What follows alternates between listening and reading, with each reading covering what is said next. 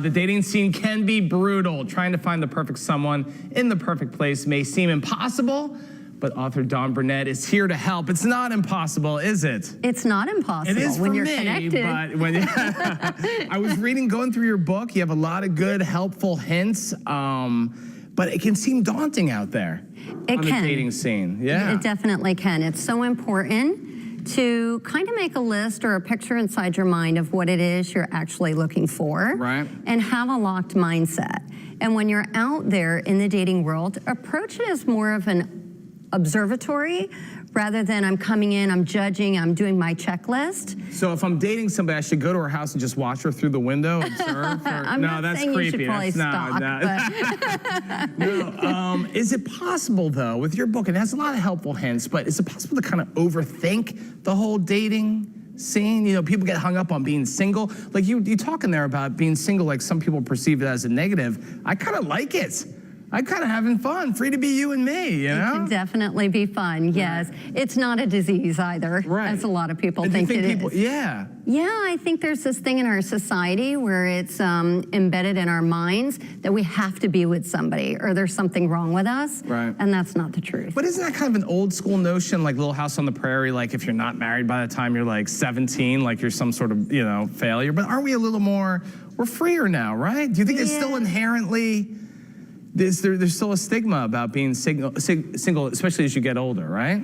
Well, I don't know. I think it's really all about perception because if you really meditate on the words of the book, it's all about going inside and learning to love yourself first. Because you can't give love to somebody else if you don't have love for yourself I'm going to start crying right now on this segment. Keep going. I love it. Right, so love yourself first, then what?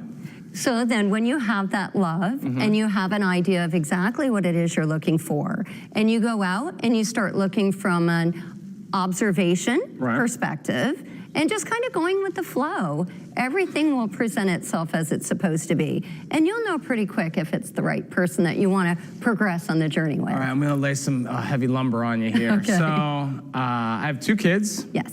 Adorable daughters. I've never been married, though. Okay. I've had some great relationships, never married. What's my problem, Dawn? It sounds like maybe you have some commitment issues. Commitment issues? What? No one's ever said that except every single day. Usually it's Carly who says it.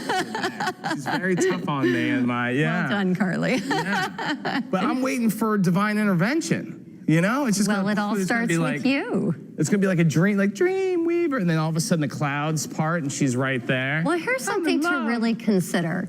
We operate with 95% of our subconscious. And our subconscious are beliefs and habits, things that have happened to us in the past. Yeah. So that's why in the book I talk about what size is your trunk. Whoa, what? We're not talking about anatomy. We'll leave that out later. Go ahead. It's all about the size of the emotional trunk that you're carrying around with you. So if you really think about that and meditate on that, we're walking around only 5% of our conscious is operating. The other 95% is experiences and beliefs. So that's why it's important to go inside and really work on your junk. I don't even want to look inside of my emotional trunk.